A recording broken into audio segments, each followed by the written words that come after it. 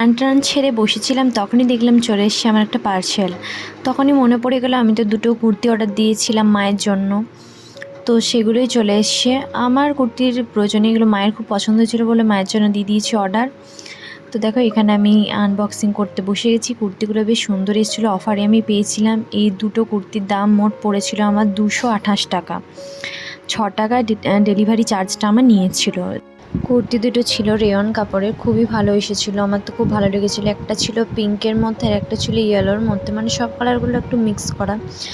কুর্তিগুলো আমার খুব ভালো লেগেছে আর কাপড়টা খুবই ছিল নরম। আমার মায়ের তো খুবই পছন্দ হয়েছে, আমার তো সব থেকে বেশি পিঙ্কটা বেশ পছন্দ হয়েছে। তারা তোমাদেরকে সামনের দিকে দেখিয়ে, তাহলে ভালোভাবে কালারটা বুঝতে পারবে। দেখো এটা হচ্ছে পিঙ্কটা আর এটা হচ্ছে ইয়েলোটা। কাপড় দুটো ছিল বেশ মোটা কাপড়। তোমরা যদি এগুলো পারচেস করতে চাও তাহলে লিঙ্কটা আমি দিয়ে দেবো। তো চলো টাটা।